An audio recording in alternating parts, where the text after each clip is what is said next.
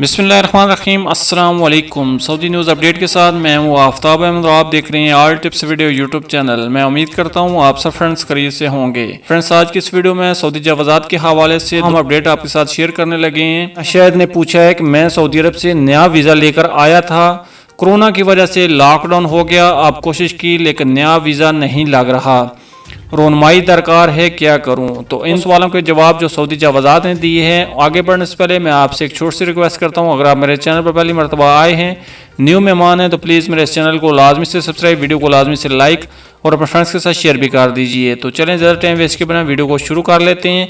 अभी हम बात कर लेते हैं, जो सवाल पूछा गया है कि मैं सऊदी अरब से नया वीज़ा लेकर आया था, कोरोना की वजह से लॉकडाउन हो गया, अब कोशिश की लेकिन नया वीज़ा नहीं लग रहा, रोनमाई दरकार है, मैं क्या कर सकता हूं?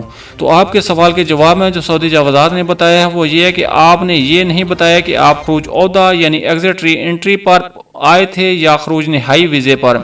अगर आप खरूज ओहदा पर आए थे और मुकर्ररा मुद्दत के दौरान वापस नहीं गए तो आप पर 3 बरस की पाबंदी आयद है।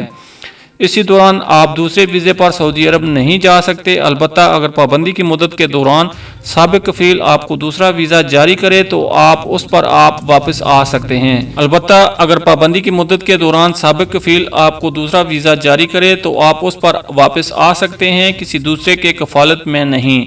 अगर आप खरूज नहाई पर गए थे और उसी दौरान कोरोना की वजह से आपका वीज़ा एक्सपायर हो गया है तो आप इसमें कुछ वक्त लगेगा, क्योंकि वीज़ा दोबारा अपडेट किए जाएंगे, जिसके लिए आपको चाहिए कि जिस कंपनी या मुअस्ससे का वीज़ा आपने हासिल किया है उसके मालिक या इंतज़ामिया से कहकर उसे तजदीद कराने का NOC हासिल करें। जैसे कौंसलेट में जमा कराने के बाद आपका वीज़ा स्टैम्प हो जाएगा। तो ये थी फ्रेंड्स अभी तक हम अपडेट जो मैंने आपके साथ शेयर की। तो अगली अपडेट्स के लिए हमारे चैनल को लाजमी से सब्सक्राइब, वीडियो को लाजमी से लाइक और अपने फ्रेंड्स के साथ शेयर भी कर दीजिए। मिलते हैं किसी नेक्स्ट वीडियो में, तब तक के लिए अल्लाह हाफिज़। पाकिस्तान जिंदाबाद।